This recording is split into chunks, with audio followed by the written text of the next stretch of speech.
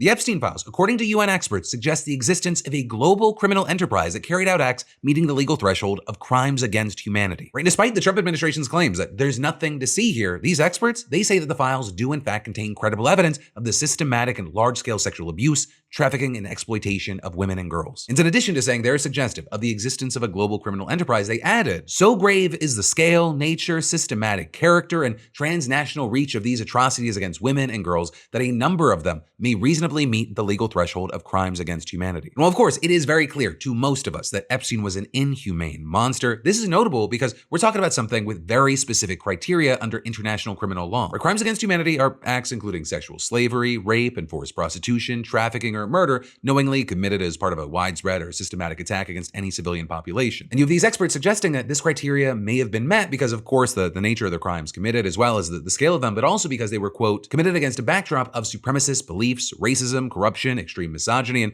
the commodification and dehumanization of women and girls from different parts of the world. And one of the biggest points here is that Epstein's crimes and those of whoever else may have been involved, they weren't random. They may have been organized and they have been part of a sort of ideologically driven attack on women and girls by people who saw them as less than human. Right? In her memoir, Virginia Giuffre wrote that Epstein liked to tell friends that women were merely a life support system for a vagina. We saw this kind of attitude again and again in the files that have been released. They showed that Epstein had been screening young women from all over the world, ranking them based on their sexual attractiveness and other attributes, and ultimately bringing them into his service. It was reportedly common knowledge that he often traveled with an entourage of girls who he also described in his correspondence as assistants or students, a group that billionaire Richard Branson referred to in one email as Epstein's harem. So much of this, it happened long after law enforcement first began investigating Epstein for child sexual abuse back in 2005. I mean, a lot is missed or forgotten, but just as a reminder, way back then, federal officials eventually identified 36 potential victims, some as young as 14 years old. And his method had apparently been to recruit these girls to his home and persuade them to undress and massage him. And he would then force them to have sex and pay them cash, but he also avoided any real punishment by striking a deal and pleading guilty to lesser state-level charges, including soliciting prostitution from a minor. And with that, he ended up only serving 13 months, and he got special treatment, including work release privileges not given to other sex offenders. And then, of course, in the years that followed, as we well know now, he maintained and acquired close ties to prominent people in politics, finance, academia, and business. And he spoke to many of them about massages, and at least some seemed to know for damn sure what he meant. Right in 2010, for example, he sent an email to Boris Nikolic, the then science advisor to the Gates Foundation, saying that he was finishing up a massage, with Nikolic responding with "happy ending, I hope," and Epstein replying, "I'm too impatient, happy beginning." And then another email chain between Epstein and the Emirati businessman Sultan Ahmed bin Sulayem. They not only discussed a torture video, but then shared details of a personal masseuse. And then later, Catherine Rumler, a former White House counsel under President Obama, she seemingly acknowledged that she knew the difference between a massage and Epstein's kind of massage. Right? And then with all that, the emails also show that Epstein organized massages for friends and connected them with women or girls as favors or gifts. In 2017, for example, Deepak Chopra complained to Epstein about a crazy day, and Epstein replied, "I'm in Florida, but would like to send 2 girls." There are also dozens of messages that Epstein sent to billionaire Leon Black. Right? In those, you can see that Epstein repeatedly asked for large sums of money and claimed to have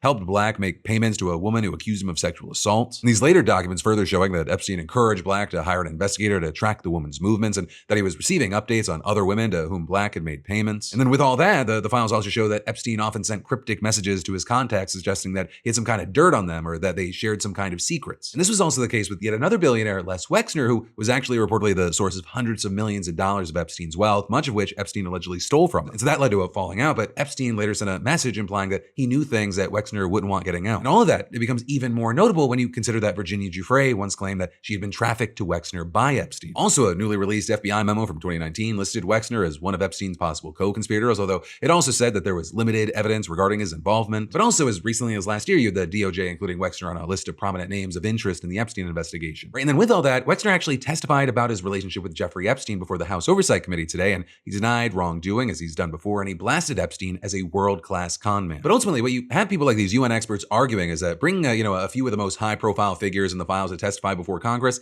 that's not going to cut it. Instead, saying there should be independent, thorough, and impartial investigations into the allegations contained in the files, as well as inquiries to determine how such crimes could have taken place for so long, and adding, any suggestion that it is time to move on from the Epstein files is unacceptable. It represents a failure of responsibility towards victims. And actually on that note, while it's easy to get sidetracked by the files, it is very important to remember that some of the most damning evidence we have is from the survivors. Right? Virginia Giuffre, she claimed in her memoir that she was lent out to scores of wealthy, powerful people, and She said she was habitually used and humiliated, and in some instances choked, beaten, and bloodied. She even described being trafficked to a man described as a well-known prime minister who she said abused her so badly that for days it hurt to breathe and to swallow. And just this weekend, you had another survivor, Juliet Bryant, telling CBS about how she had been offered a modeling opportunity through Epstein. But he organized her travel to the US from Australia only for her to have her passport taken before being sexually assaulted and then trafficked for years. And when we ask ourselves how this type of stuff could have happened, I mean, the man who we have president today was first elected even after audio came out showing that he once claimed that he could get away with grabbing women by the pussy because he was famous, and he was elected again even after being found civilly liable for sexual abuse. Right, and with that, you've got people out there like Nick Fuentes who have these massive followings saying shit like this on a regular basis. When you see guys saying stuff like 16, 15, that's a literal child, this is feminism. That's a feminist construct. Age of consent, feminist construct.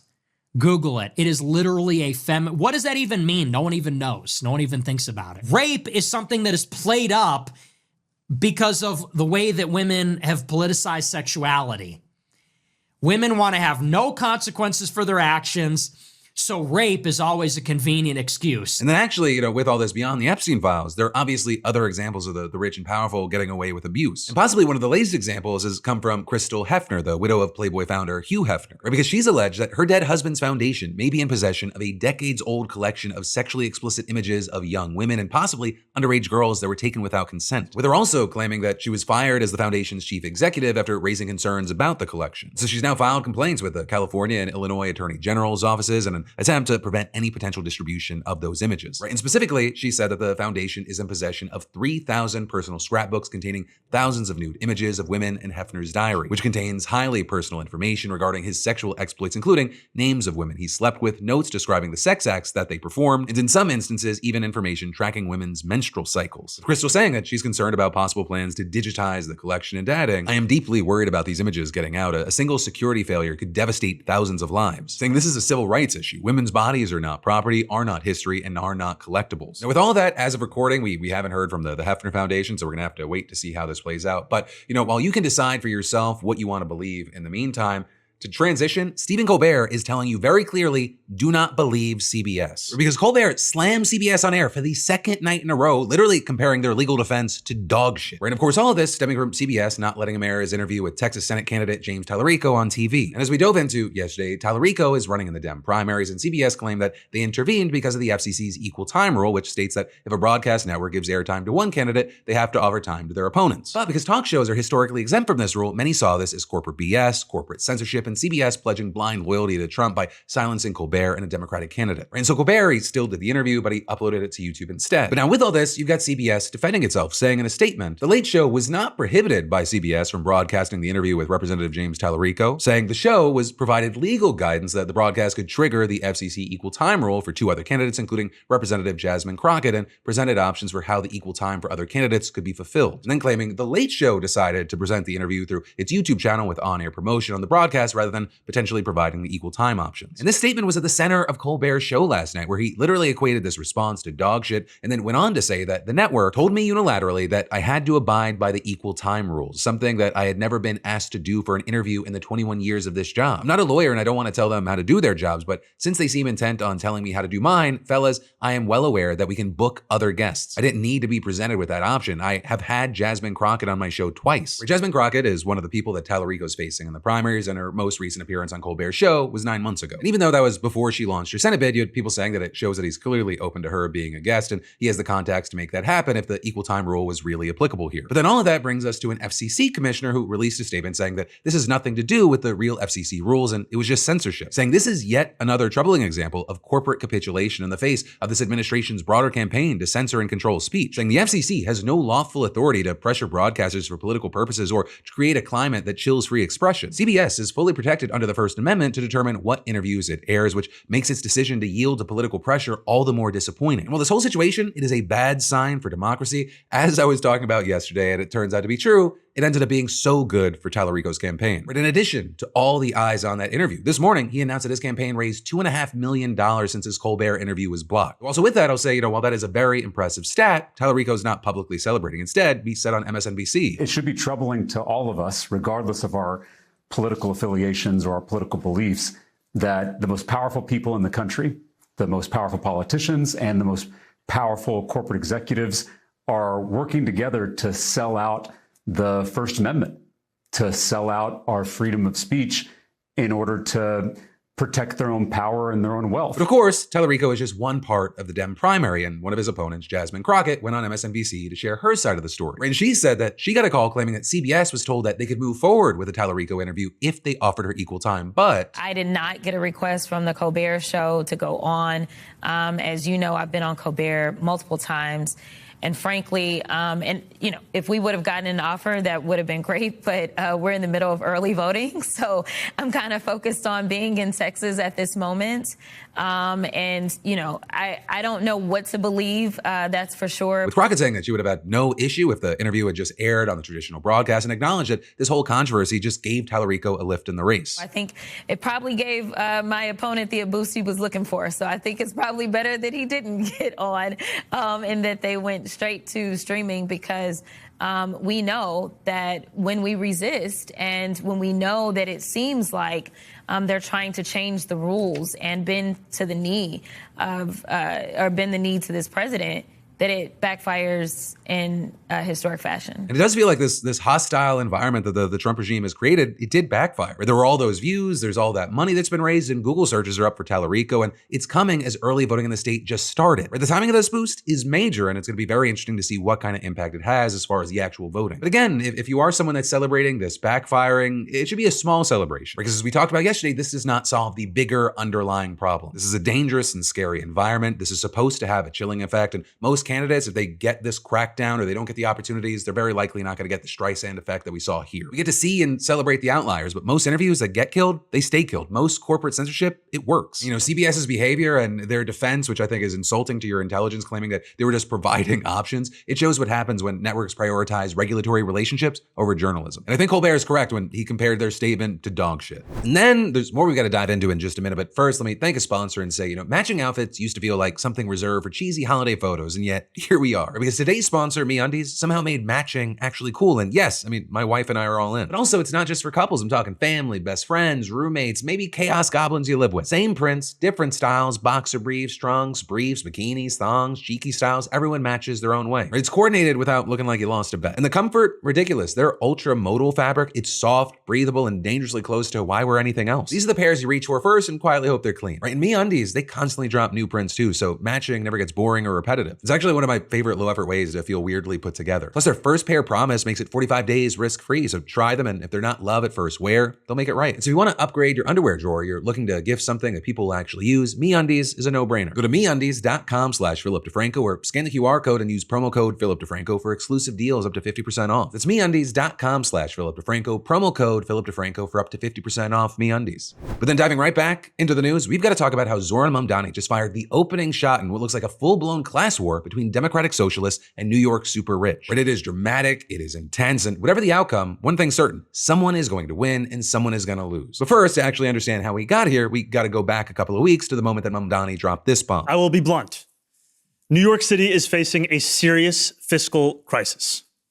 There is a massive fiscal deficit in our city's budget to the tune of at least $12 billion. This crisis has a name and a chief architect. This is the Adams budget crisis. Now, for some context, I'm going to explain real quick how this all works. As mayor, you're required by law to balance the budget, which means making sure that revenue and expenses equal out. Thing is, though, you don't actually know exactly how much your expenses are going to end up totaling until you get the bill. So you just kind of have to guess how much they'll cost, which introduces a certain degree of honesty that New Yorkers have to count on from their mayor about the future. And Eric Adams, he was not exactly famous for his honesty. And in fact, Mamdani, he claims that Adams intentionally, dramatically, and systematically under-budgeted city services, or in other words, their projected actual cost was far higher than the numbers that he used. So that means that Adams could technically meet the legal requirement to balance the budget, and it would only turn out to be unbalanced later on, by which time it would then be the next administration's mess to clean up, and here we are with one very big mess. For reference, the budget gaps we are facing today are higher than they were at the height of the Great Recession. But also Mamdani says that Adams isn't the only one you have to blame, right? Because Andrew Cuomo also dug this hole during his decade as governor, right? Alleging that Cuomo extracted city resources to shore up state-level finances while withholding revenue from the city. So that as a result, New Yorkers contribute 54.5% of state revenue and receive only 40.5% back. In fiscal year 2022, New York City sent $68.8 billion in revenue to Albany, and received $47.6 billion back. But regardless of who's to blame, you have Mamdani saying that he's whittled down that $12 billion deficit substantially, right? Explaining that by finding savings in the budget, updating revenue estimates, and drawing down in-year reserves, he got it down to $7 billion. And then you had Governor Kathy Hochul pitching in another $1.5 billion in aid from the state, putting the final deficit at around $5.4 billion. And so that bomb, it's definitely way smaller than the one he initially dropped, but it's still going to make a big boom. And so now the way that Mamdani presents it is that there are two paths forward. Either Hochul and the state legislature in Albany raise income taxes by 2% on New York's 33,000 wealthiest residents who make over $1 million a year, raise corporate taxes as well, and stop the drain on city resources to the state. Or if they refuse, then he'll have no other choice but to raise taxes himself, except it won't be income taxes that go up, but rather property taxes. And Mamdani was direct here. He said this option, it wouldn't just hit the richest of the rich. This would effectively be a tax on working and middle-class New Yorkers who have a median income of $122,000. So that's a 9.5% tax hike on over 3 million single-family homes, co-ops, and condos, as well as over 100,000 commercial buildings. And you've got the Citizens Budget Commission estimating that that would amount to some $700 more a year in taxes for the typical owner of a 1, 2, or 3 family home. And then actually, in addition to that, the city would dip into its cash reserves and pull out nearly $1 billion for the next fiscal year alone. So that's why you have Mamdani saying it's that first path, the income tax path, that'll provide long-term stability, while the second path, the property tax path, is a last resort that he deeply hopes to avoid because it would cause significant pain. Right? But because the first path is completely out of his hands, the state has to approve it, he's proposing a budget in the meantime that's based on the second path. A budget that would spend $122 billion for fiscal year 2026 and $127 billion for 2027. This preliminary budget increases city expenses by over $14 billion, expenses that we have to fund because the Adams administration failed to. Of $14 billion, only $576 million is going to deliver new programmatic spending. Now, with all this is where we kind of delve into the world of opinion. You may have noticed from the clips that I've shown you that he seems like he's opting for a governing style of complete and total transparency. Or whether or not you think he's actually being transparent, he does present himself that way, like, hey, I'm not going to sugarcoat this. There are a lot of problems. These are the solutions. Or these are the best and worst case scenarios. But still, you had one reporter asking, what do you would say to supporters who might feel betrayed? Saying you ran an uncompromising platform of making the city more affordable for working people, though in his defense, you had Mamdani saying like, hey, I'm doing everything possible with the tools at my disposal inside of the bounds of the law. And that includes going on a pressure campaign against the state government to force it down the first pass so that he doesn't have to take the second. Which on that note, there's actually a Tax the Rich rally that's happening next week in Albany, though Mamdani has reportedly told allies that he doesn't plan to attend. And all the while, like a big aspect of this is that Kathy Hochul's up for re-election this year, so she's facing a ton of political pressure from multiple directions to make the right calculation. But as far as the math there, Mamdani has already endorsed her and he's so far avoided antagonizing her. Or you see him frequently thanking her for her cooperation, and then also at the same time, he's going to have to negotiate with the city council, whose Democratic Speaker Julie Menin said, at a time when New Yorkers are already grappling with an affordability crisis, dipping into rainy day reserves and proposing significant property tax increases should not be on the table whatsoever. The council believes that there are additional areas of savings and revenue that deserve careful scrutiny before increasing the burden on small property owners and neighborhood small businesses. And then also, at the same time, you have other critics arguing that Mamdani's two paths are actually just a false choice, saying that there is a third option, cut expenses from the budget. And actually, in response to that, you had Mamdani saying that they've already come up with an aggressive savings plan, but if they cut any further, it's going to severely impact city services. But for now, we're going to have to keep our eyes on this and see how it plays out, because they have until June 30th to agree on a budget. And actually with that, well, not guaranteed, it's possible that other options are going to surface in that time, where, for example, if Wall Street gains push projected revenues up even further than expected. But also, if nothing budges and Mamdani goes with the second path, many property owners could find themselves squeezed at both ends, right? Because not only would they have to pay more in property taxes, they might also make less in revenue thanks to the partial rent freeze that Mamdani wants, right? And that looks like it might be a reality soon, because you had the Gothamist reporting that Mamdani is about to appoint 5 new members to the 9-member rent guidelines board, including the board chair, and reappoint 1, giving him a majority. And so when they hold their annual vote on how much rent stabilized apartment owners can legally raise their rents, the answer may be a simple 0, which actually is something that's happened before, 3 times in fact, under former Mayor Bill de Blasio. But it is also still a hotly debated topic, with one side warning that landlords need to raise rents to keep up with rising costs, and the other side countering that the data shows that most affected landlords are doing just fine, and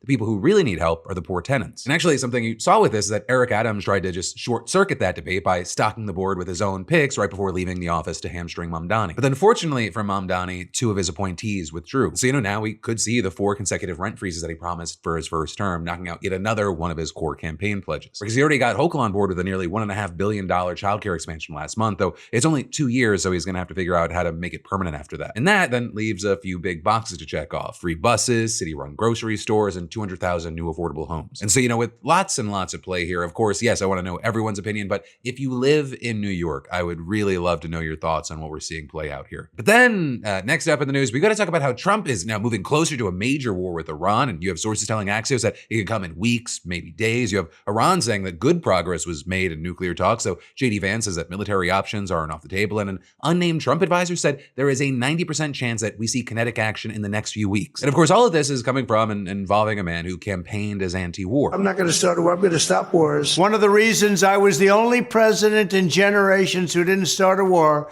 is that I was the only president who rejected the catastrophic advice of many of Washington's generals, bureaucrats, and the so-called diplomats who only know how to get us into conflict, but they don't know how to get us out. Take a look at the globalist warmonger donors backing our opponents.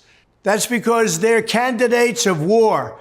I am the president who delivers peace, and it's peace through strength. The war in Ukraine, I will stop the chaos in the Middle East, and I will prevent World War III from happening. Right, according to Axios, the military operation that sources described would likely be a massive weeks-long campaign that would look more like a full-fledged war than last month's pinpoint operation in Venezuela. They also added that the military operation would likely be a joint campaign between the U.S. and Israel that would be, quote, much broader in scope and more existential for the regime than the 12-day war last June when the U.S. and Israel launched deadly strikes targeting Iran's nuclear facilities, ballistic missile sites, and personnel. And these latest developments, they come after weeks of mounting tensions. Back in January, Trump came close to launching strikes on Iran amid the regime's brutal, deadly crackdown on widespread protests. But what you had was Trump eventually backing down after Iranian authorities said that they canceled hundreds of executions, with Israel and several Arab nations asking them to hold off. And so instead, you had Trump taking a two-pronged approach, engage in military talks with Iran while building up a massive military presence in the region and repeatedly threatening Iran with military action if negotiations fail. And since last month, Trump's been amassing what he has called a massive armada, which reportedly has grown to include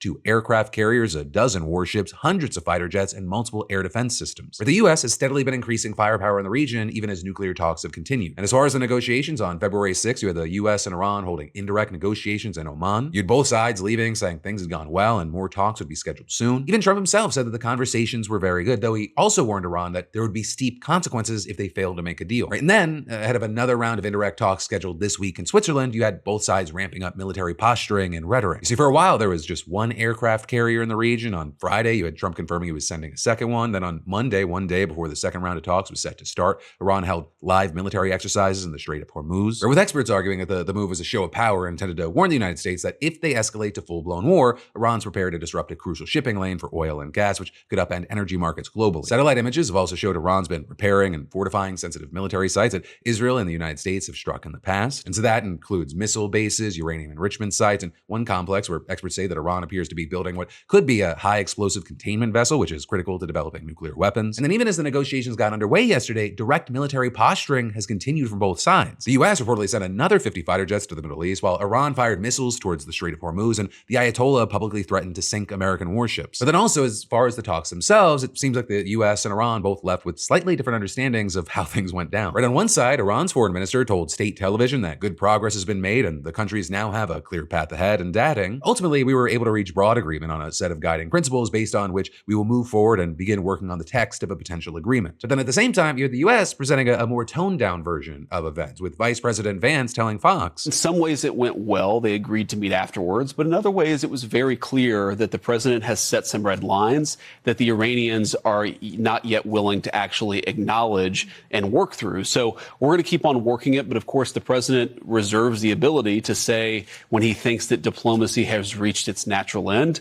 We hope we don't get to that point, but if we do, that'll be the president's call. Now with that, both experts and people close to Trump have raised concerns that he's really not negotiating in good faith and he fully intends to launch a major military operation. And looking into this, there are a number of reasons to think that. First up, this is literally something we've seen Trump do before. He says he wants diplomacy and then he turns around and launches strikes. Or when Israel initially launched major strikes against Iran this summer, Trump said he was committed to a diplomatic resolution on the Iran nuclear issue. And then boom, 10 days later, he authorized strikes on 3 Iranian facilities. But then beyond that, there's reason to believe that Trump's using the negotiations as a smokescreen to stall for time so that the U.S. can enhance its capabilities in the region. And many have speculated that one of the main reasons that Trump backed down from his initial threats to strike Iran last month was because the U.S. just didn't have the firepower in the region to launch a large-scale attack while still protecting American forces and allies. But now, the situation, and more importantly, where things are and their capabilities, it's different. And actually, given the military buildup we've seen from Trump, as well as his repeated threats against Iran if the talks fail, you have places like Axios arguing that it's going to be hard for him to back down without some serious concessions from Iran on its nuclear program. But then also with that, it seems almost impossible that Trump would actually get the concessions that he believes are big enough. And so if Axios is to be believed, that this full-blown military operation could come very, very soon. Or with him quoting an unnamed Trump advisor who said, the boss is getting fed up. Some people around him warn him against going to war with Iran, but I think there is 90% chance we see kinetic action in the next few weeks. And while that was also echoed by Senator Lindsey Graham, who said that strikes could be weeks away, some sources have speculated it could be even sooner. Or two Israeli officials told Axios that the Israeli government's preparing for a scenario of war within a matter of days. And if and when this happens, I agree with Axios, who said this could be the most consequential U.S. military intervention in the Middle East in at least a decade. But then from that, finally today, I want to do two things. One is a congratulations, and the last is to talk about one more big story. So first up, congratulations to Hashi P, SeatGeek's latest weekly winner, who just scored $500 in tickets and will be attending a Padres game this coming season. And for the rest of y'all, that's right, SeatGeek is still giving away $500 in tickets, and you should definitely enter today if you haven't already. Imagine being the next winner and snagging $500 towards seeing your favorite artist, sporting event, or play. I mean, there's like over 70,000 events to choose from. And all you gotta do is add code DeFranco to your SeatGeek app profile for a chance at the weekly $500 prize, no purchase necessary. But with that said, it brings us to the final thing we need to talk about today, and that is DHS spokesperson Tricia McLaughlin is resigning after falsely claiming that a woman killed by ICE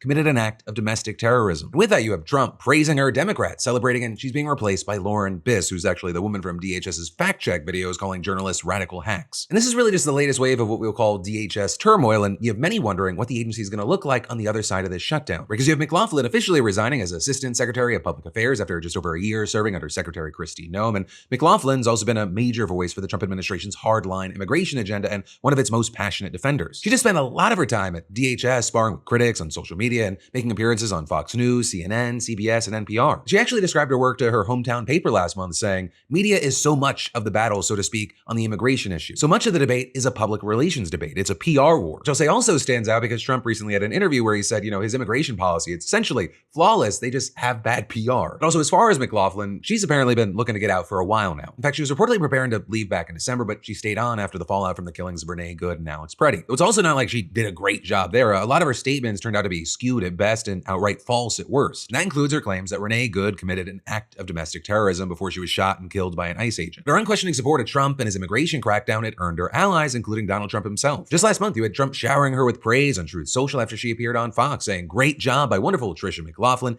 DHS Assistant Secretary on the Sean Hannity Show. Many illegals from around our nation charged with serious crimes this week. Tricia really knows her stuff. And in her statement confirming McLaughlin's resignation, you had Kristi Noem saying Tricia McLaughlin has served with exceptional dedication, tenacity, and professionalism. She has played an instrumental role in advancing our mission to secure the homeland and keep Americans safe. But you then also have Democrats and immigration advocates celebrating McLaughlin stepping down. House Minority Leader Hakeem Jeffries saying another MAGA extremist forced out of DHS, Noem next. Also, an attorney who's previously gone toe-to-toe with McLaughlin said, we are pleased with this resignation, and adding, unless Pinocchio is applying for the position, we believe her replacement will be a great improvement and hopefully work to start repairing the credibility of DHS. But that then brings us to the person, Deputy Assistant Secretary for Media Relations, Lauren Biss. Don't worry, you probably don't recognize that name, but you may recognize her from the department's fact-check videos on social media regarding ICE and law enforcement operations. Allegations that ICE engages in racial profiling are disgusting, reckless, and categorically false.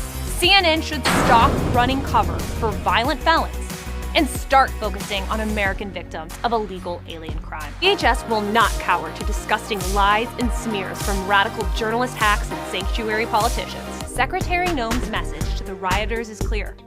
You will not stop us or slow us down. ICE and our federal law enforcement partners will not apologize for enforcing this nation's laws. So, based on that, it's probably unlikely that things in the PR department of DHS are going to change that much. But also with this, we got to note the timing of this shakeup. DHS is facing yet another wave of problems with their lapse in funding thanks to the partial shutdown. And right now, we don't know what the potential reforms for ICE and Customs and Border Protection, where that's going to land. And so, we're going to have to wait to see where things land, how things play out. But also, I think Democrats might be a little bit premature in celebrating. I understand why. But it almost appears like there's some accountability happening, which is an A word you don't hear a lot these days. And pressure campaigns work. DHS is replacing someone who lied to the public, though they're being replaced with someone who's likely just going to kind of do the same thing, just maybe in a different font. I mean, McLaughlin's being replaced by someone who claims that any criticism of ICE is disgusting lies and smears. He's already on the record calling allegations of ICE racial profiling categorically false and demanding CNN stop running cover for violent felons. This is the same playbook McLaughlin used: attack critics, defend all actions, and frame any accountability as anti-American. But on that happy note, my friends, it brings us to the end of your Wednesday Philip DeFranco show. But do not worry, nay, do not fret, because there's more for you to watch. Just to click away. because it is Wednesday, which means there is a brand new episode of Crashing Out, that podcast with myself and Alex Perlman. Well, I'm very biased. This week's episode was fantastic. I think you'll love it, so definitely check it out. But no matter what you do, I'll see you right back here tomorrow. Stay safe, stay informed, stay angry.